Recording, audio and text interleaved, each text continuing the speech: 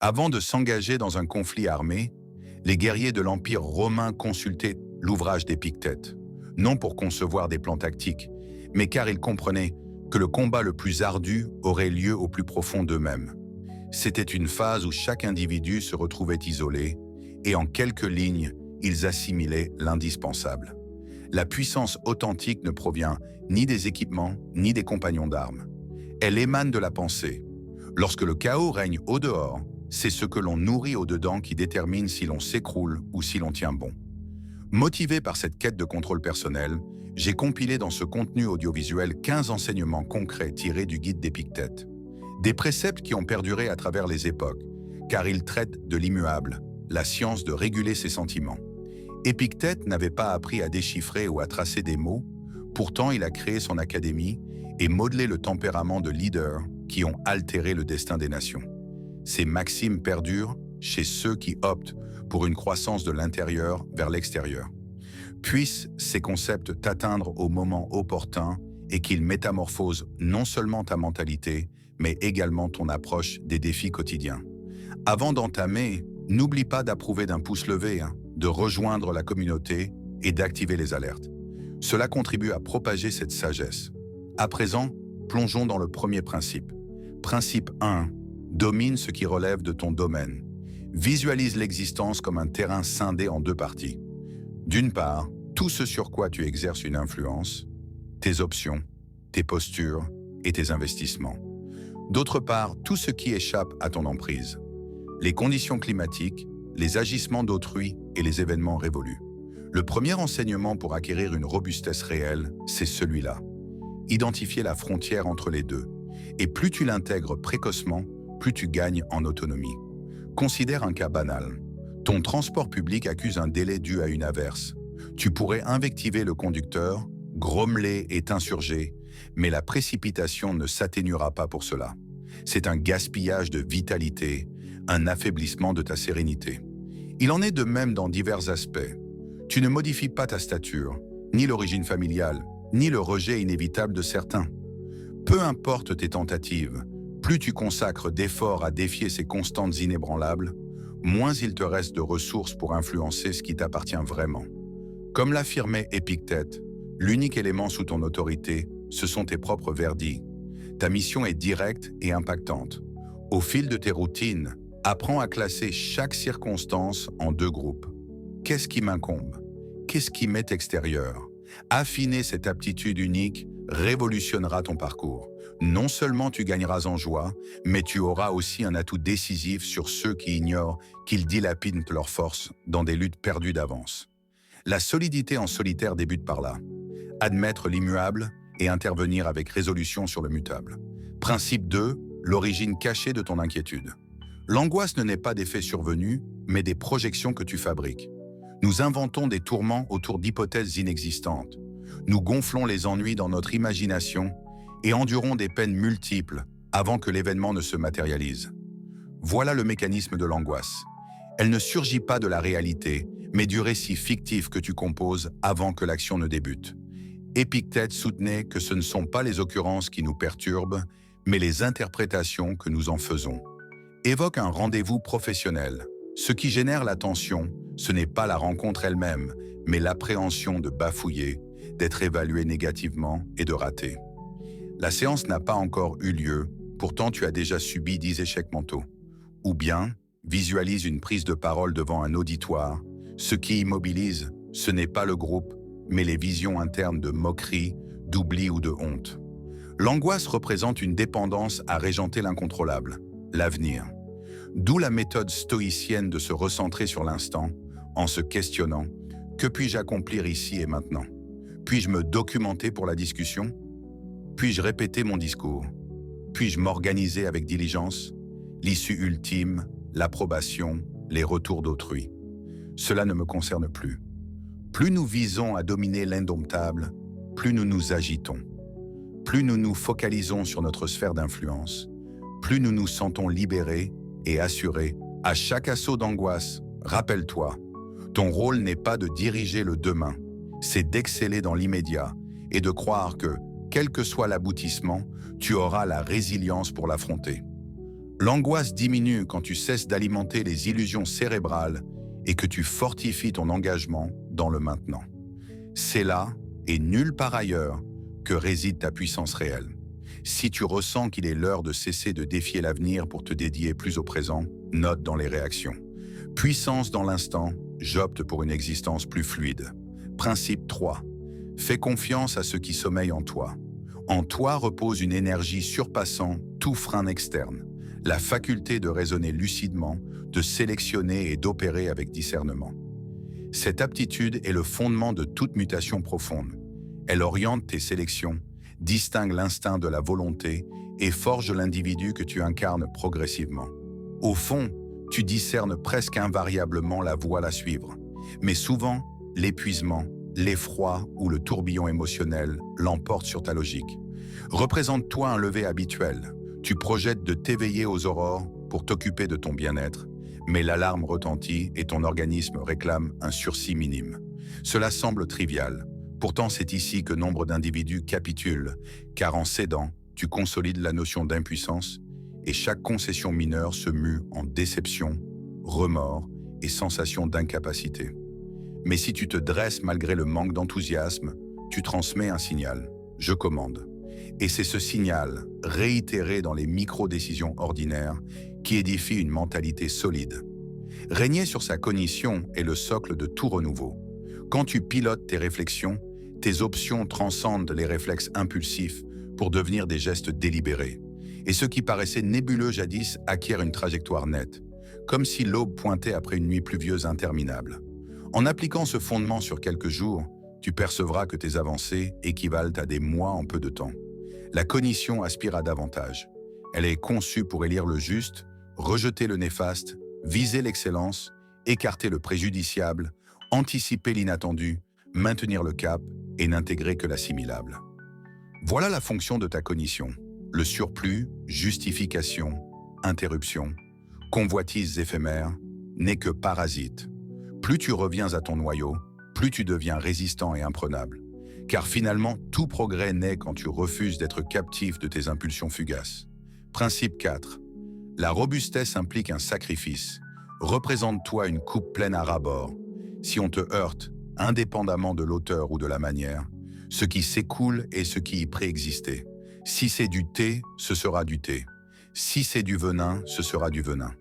Pareillement, quand l'existence te chahute, que ce soit dans un encombrement routier, une querelle domestique ou une tension professionnelle, ce qui jaillit n'est pas imputable au tiers, mais à ce qui s'accumulait déjà en toi. C'est pour cela que forger l'autodiscipline n'implique pas de corriger l'univers, mais de confronter et de transmuter ce qui habite ton fort intérieur. L'autodiscipline n'est pas innée, elle se forge. Elle se cisèle quotidiennement au contact des menues contrariétés, des vastes désillusions, dans l'option de notre riposte. Si tu permets à la fureur, au stress et à l'agacement de dicter tes répliques, tu t'enchaînes à eux et le coup est lourd. Tu sacrifies ta quiétude, ta orientation. Pourtant, une voie existe pour rompre ce cercle, et elle débute par un exercice basique. Répondre avec équanimité à l'inopiné. Épictète conseillait, si tu renverses un peu d'huile ou qu'on te subtilise un peu de vin, rappelle-toi. Réagir avec tranquillité serait le tribut pour ta quiétude intime. Rien n'est offert dans ce monde. Il subsiste constamment un interstice entre l'incitation et la réplique, un laps bref, quasi imperceptible, mais qui recèle notre indépendance. Suppose-toi coincé dans les fils de véhicule, en retard pour une entrevue. Le signal vire au rouge pile quand tu allais progresser, et pour aggraver, l'auto arrière te percute. À ce stade, deux alternatives s'offrent. Tu peux succomber à lire, vociférer et lâcher prise. Ou inspirer profondément, te souvenir que la fluidité du trafic, le décalage et la faute d'autrui sont hors de ta portée. Mais ton mode de réaction, ce verdict, t'est exclusif. Le domaine externe peut être turbulent, mais ton domaine interne peut demeurer serein si tu l'ordonnes. Et cela ne touche pas uniquement les contextes extérieurs. Cela concerne un aspect plus intime, la compétence à modeler ta propre essence et ton identité. Ton attitude n'est pas un écho machinal des conjonctures. Elle résulte des sélections que tu poses, en pleine lumière ou dans l'ombre, chaque jour. Le terme responsabilité incarne cette réalité. C'est l'aptitude à élire ta réplique. Les individus authentiquement robustes n'incriminent pas les bouchons, le supérieur, les origines ou le sort adverse. Ils saisissent l'autorité sur l'unique domaine éternellement sien, leur intimité. Épictète nous enseigne.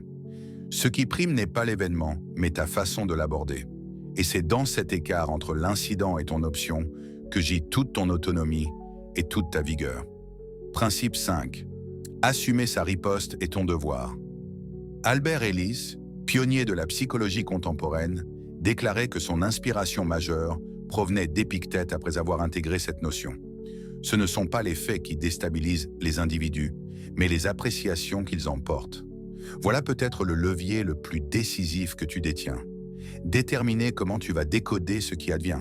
Les faits sont impartiaux. Ce qui modifie tout, c'est la signification que tu leur attribues. Considère un exemple élémentaire. Quelqu'un t'adresse un texte concis et abrupt. Tu peux le percevoir comme de la suffisance, de l'impolitesse, du dédain, ou juste conclure que cet interlocuteur était accaparé, soucieux ou traversait une période rude. Le fait reste identique, mais son impact sur toi est une élection. Et c'est ainsi pour quasi tout. Une remarque, une faute, un contretemps, une expression maladroite. Si tu optes pour y voir une agression intime, tu charrieras de la rancœur et de l'amertume. Mais si tu préfères l'aborder avec détachement, tu progresses en harmonie. Rappelle-toi, l'insulte ne loge pas dans les faits, mais dans ton estimation de ces faits. Et cette estimation t'est propre. Elle t'a toujours été propre. Évoque, par exemple, un enfant cherchant à satisfaire un parent qui ignore systématiquement ses mérites. L'enfant peut opérer avec affection, déférence, engagement. Mais si le parent élit de ne focaliser que sur les lacunes et les manques, les initiatives ne transfigureront pas sa vision. Peut-être que le parent n'a jamais assimilé à détecter l'affection et qu'il en est incapable. Cela n'altère en rien ce que l'enfant sait et cela ne devrait pas influencer ce qu'il éprouve pour soi. Dans ton existence, c'est analogue. Apprends à séparer tes actes de ce que les autres décident de percevoir. Le pouvoir de décoder et d'assigner la juste pondération aux éléments est l'élément crucial pour sauvegarder ta vigueur intime inviolée. Principe 6. La routine s'amplifie par la récurrence. Ce qui définit l'être que tu es n'est pas ce que tu accomplis sporadiquement, mais ce que tu reproduis quotidiennement jusqu'à ce que cela s'incruste, devienne réflexe et inéluctable. Et cela s'applique à tous tes gestes comme à tes cogitations. Marc Aurèle énonçait déjà « Telles sont tes réflexions coutumières, tel sera le tempérament de ta pensée ». Effectue un test basique, scrute ta semaine écoulée, liste tout ce que tu as entrepris sans censure ni prétexte, puis interroge-toi avec franchise. Ces gestes t'ont-ils propulsé vers l'identité que tu vises ou t'en ont-ils distancé? Visualise un individu aspirant à réussir un examen administratif, mais qui consacre 2 heures journalières à parcourir des ragots sur les plateformes numériques. Il se lamente sur le manque de créneaux pour réviser, mais en vérité, il cultive la mauvaise pratique et attise la dispersion. À présent, visualise un autre qui aspire à une hygiène de vie optimale. Il acquiert même des tenues athlétiques, anticipe une séquence sportive. Mais chaque crépuscule, il abuse des repas, s'attarde devant des fictions et se convainc « Dès lundi, je m'y mets ». Inconsciemment, il consolide chaque jour la tendance à reporter. Ou encore un qui ambitionne plus de quiétude et de maîtrise, mais qui, face à chaque agacement dans les files automobiles ou aux menues contrariétés ordinaires, libère sa rage sans tenter d'ajuster sa réponse. Il conditionne son cerveau à s'enflammer plus promptement la prochaine fois. Chaque micro-sélection est un carburant lancé dans un brasier, soit de développement, soit d'immobilisme. Tu n'es pas obligé de métamorphoser tout d'emblée, mais tu dois statuer quotidiennement quel brasier tu attises, celui de la persévérance ou celui des alibis. Sois transparent avec toi. Tes conduites journalières te moulent-elles en l'être que tu prétends incarner ou fortifient-elles simplement ce que tu jures de modifier sans jamais le faire? Si tu es résolu à vivifier le bon brasier dès ce jour, inscris dans les réactions, persévérance journalière et progressons collectivement pour édifier cette robustesse. Principe 7. Où que tu te situes, évolue. L'un des écueils les plus périlleux de l'existence, c'est la suffisance. Et ce qui étonne, c'est qu'elle ne reste jamais dissimulée. Inévitablement, elle transparaît dans un œil dédaigneux, Une réplique hâtive ou cette idée muette qu'on en sait assez pour ignorer autrui. Épictète nous met en garde. Libère-toi de l'orgueil ou de la prétention. Il est impossible d'assimiler ce que tu penses déjà maîtriser. La prétention verrouille des accès que l'avancement nécessite ouverts. Lorsque nous estimons tout dominer, nous stagnons. Évoque un fait ordinaire. Un sportif qui triomphe dans une épreuve et, de ce fait, juge superflu de persévérer dans l'entraînement. Le goût de la conquête peut être douillet, mais c'est aussi l'amorce de l'inertie. La posture à adopter est inverse. Maintenir les sens en alerte, constamment en quête d'un enseignement issu de quiconque, en toutes circonstances, à tout instant. Chaque ouvrage parcouru, chaque échange tenu, chaque épreuve surmontée représente une chance. Que tu domines déjà ton secteur ou que tu entames à peine ton trajet, ce qui importe est la disposition à demeurer un apprenti perpétuel. Épictète aimait formuler une interrogation basique. « As-tu avancé ?» Et la réponse n'émanait ni des éloges, ni des confrontations avec les pairs. Elle surgissait de la réalisation que chaque aube offre encore un élément à perfectionner, que tant qu'humilité persiste, espace pour croître subsiste. Être solide en isolement, c'est aussi admettre que la vraie vigueur ne loge pas dans l'apparence d'invincibilité, mais dans l'audace de persister à s'instruire. Principe 8. Ton essence véritable émerge en temps de tourmente. Représente-toi un lutteur pénétrant l'arène. Il ne sélectionne ni son rival, ni l'heure de l'affrontement. Mais chaque opposant ardu est une ouverture pour manifester son excellence ou capituler avant de révéler son potentiel. L'existence opère similairement. Quand tout s'alourdit et que certaines conjonctures paraissent inéquitables, tu affrontes une option latente. Succomber à l'aigreur ou exploiter l'adversité comme un champ pour cultiver ta tolérance, ton bravoure et ta résilience intime. Épictète affirmait « Il est vain de fracasser ce qui est déjà friable ». Cela implique que certaines réalités, malgré nos investissements, finiront par se disloquer. Des liens qui s'effilochent, des initiatives qui fléchissent, des absences irrémédiables. Quand un élément se fracture, l'irréparable ne ressuscite pas. Endurer au-delà du nécessaire équivaut à tenter de ressouder les éclats d'un récipient irrécupérable. Tu ne fais que t'infliger plus de maux sans altérer l'accompli. La vigueur authentique consiste à embrasser le brisé, à récolter le sauvable et à avancer avec une sagacité accrue.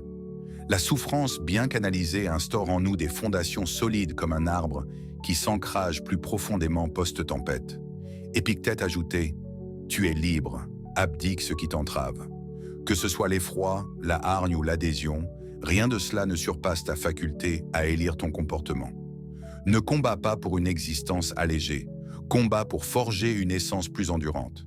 Chaque obstacle vaincu ajoute un fragment à ton mosaïque intime, et le portrait qui émerge est celui d'un être authentiquement affranchi. Principe 9. Régente tes sélections. La barrière distinguant la tranquillité intime de la peine superflue, c'est l'habileté à démêler nettement le modifiable de l'immuable. Quand nous ne pilotons pas nos sélections, nous répliquons sous l'emprise affective et dissipons notre vitalité précisément où notre impact est nul.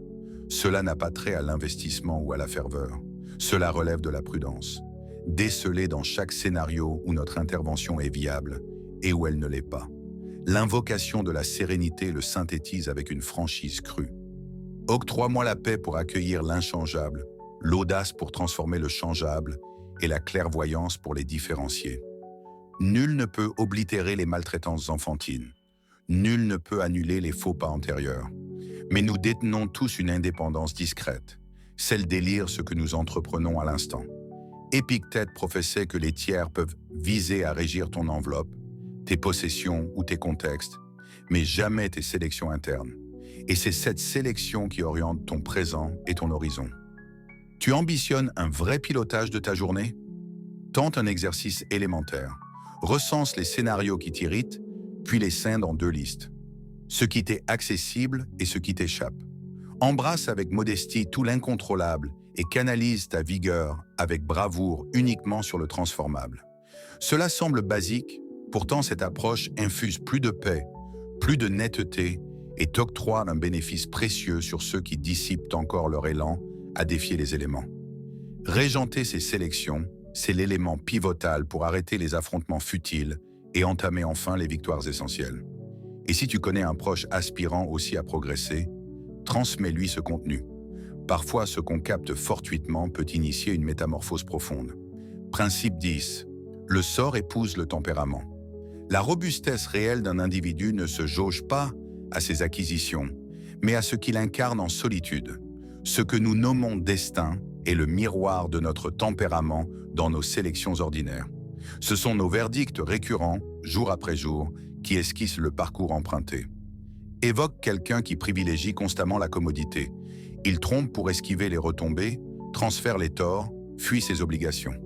Au départ, cela simule une échappatoire, mais un tempérament fragile tisse des pièges discrets, des connexions précaires, des occasions dilapidées, une image qui finira par exiger son dû. À l'opposé, évoque quelqu'un qui, même en adversité, opte pour la droiture.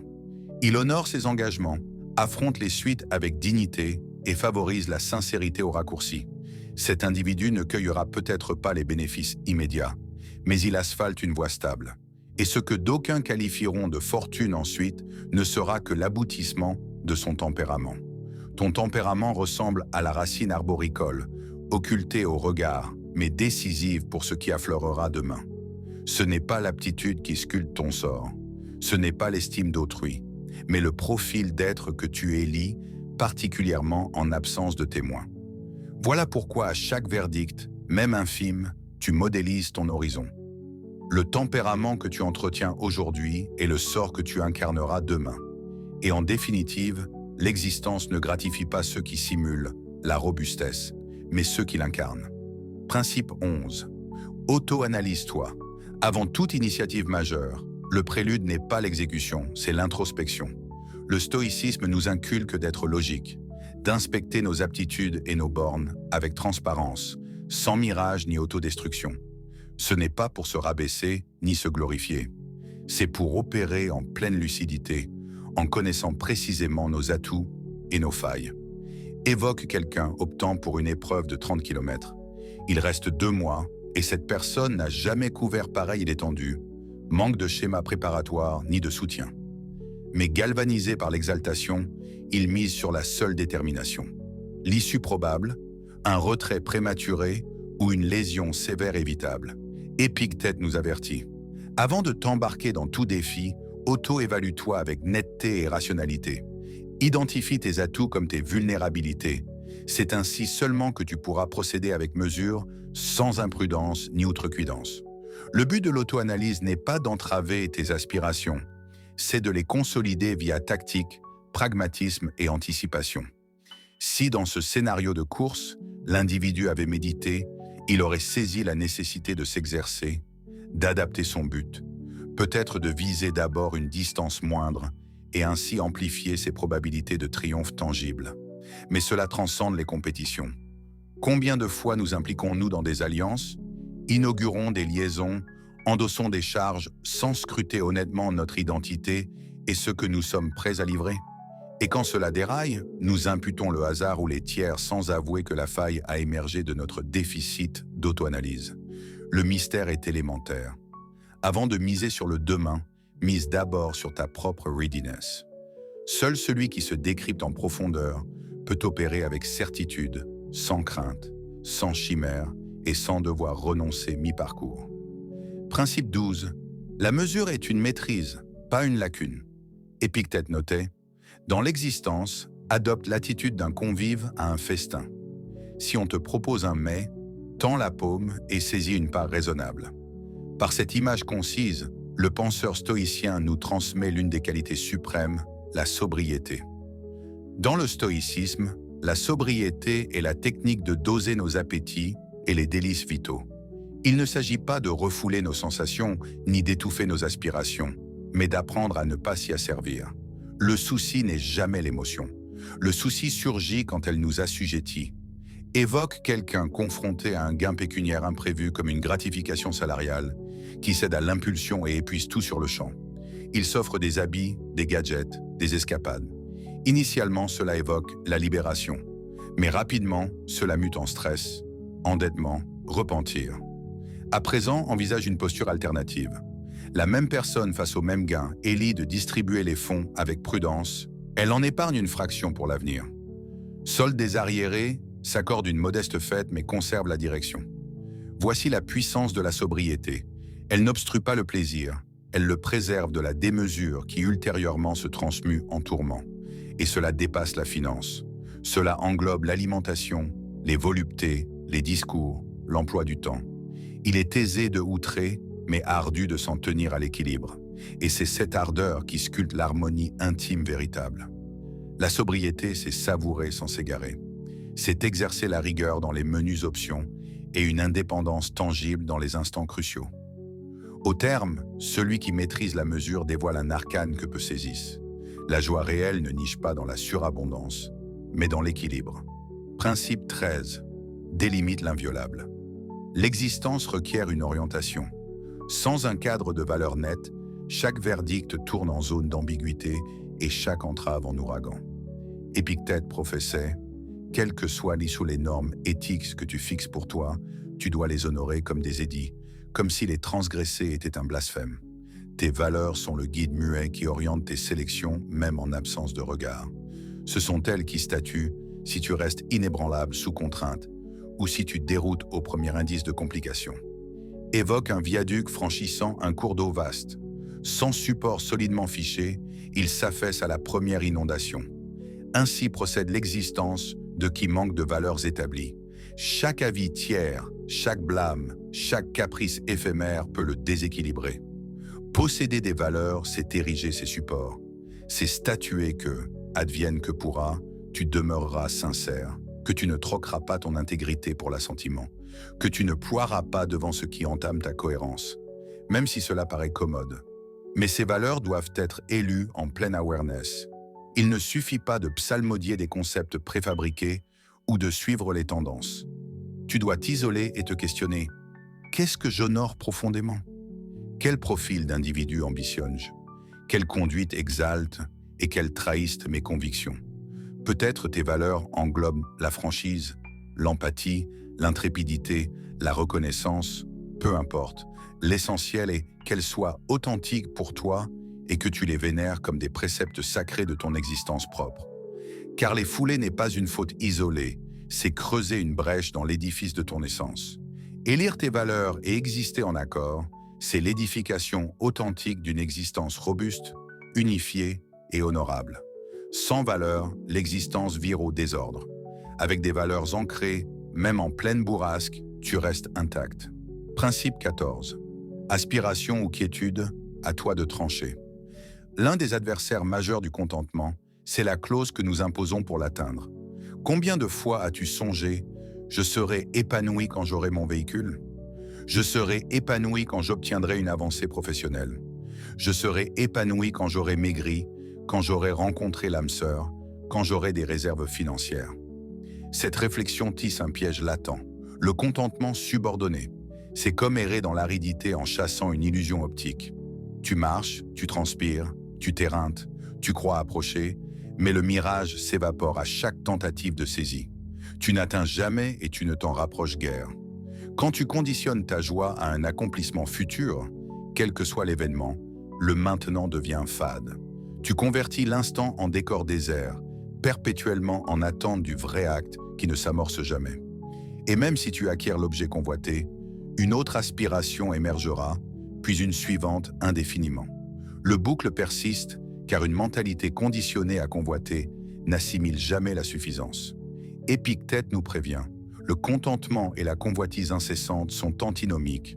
Tu dois opter entre le manque perpétuel ou la quiétude intime véritable. À chaque sensation de turbulence, ce besoin d'acquérir pour enfin exulter, pose, observe et contemple cette aspiration pour ce qu'elle est, le saboteur de ta plénitude. Le contentement n'est pas une gratification tapie au terme du trajet. C'est ta manière de progresser, sans avidité, sans ardeur, en réalisant que tu portes déjà l'essentiel en toi. Principe 15. Statue sur ton idéal. Tu ne peux incarner ce que tu vénères sans préalablement statuer sur ton aspiration. Représente-toi un tireur bandant son arc sans objectif. Il peut détenir la vigueur, la méthode, la résolution mais sans visée, le projectile s'égare. C'est précisément ce qui advient quand tu traverses tes routines sans limpidité sur l'identité visée. Sans repère, tout sentier paraît viable, mais sans finalité. Les investissements se dissipent, les sélections aléatoires et l'existence s'écoule sans ancrage durable. Épictète conseillait: affirme-toi d'abord quel profil tu ambitionnes, puis exécute l'indispensable. Avant d'opérer, avant d'exiger des aboutissements, avant de t'irriter des contextes, pose et interroge-toi avec transparence. Qui aspire-je à incarner? Quelles postures définiront mon récit? Évoque les figures que tu estimes sincèrement, non pour leur bien, mais pour leur essence. Bravoure, bienveillance, rigueur, apaisement. Ces traits ne sont pas des aléas du hasard, mais le produit de sélections délibérées, réitérées quotidiennement, parfois sous tension, parfois en quiétude. Tu ne deviens pas intrépide juste par désir, tu le deviens à chaque acte malgré l'effroi. Tu ne deviens pas bienveillant par simple vœu, tu le deviens quand tu élis la patience en phase d'agacement.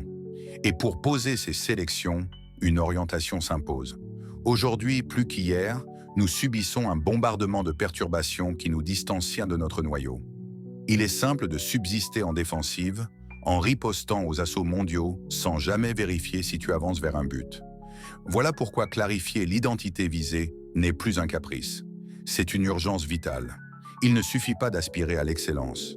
Il faut se dresser, cibler et opérer avec dessein. Œuvre quotidiennement à te rapprocher de l'être que tu serais honoré de croiser. Sois franc en délaissant les postures qui t'éloignent de cet archétype. Car aspirer sans exécuter équivaut à projeter sans mire. Tu ne fais que dilapider ta vigueur. Le prélude à transfigurer ton existence n'est pas de remodeler l'entourage, c'est de statuer avec résolution sur ton idéal et d'édifier cet humain une posture après l'autre. Si tu as persévéré jusqu'ici, note dans les réactions bravoure stoïcienne pour signaler ta présence finale.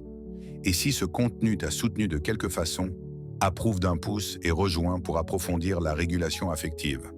Cela impactera vraiment ton parcours. Merci pour ton attention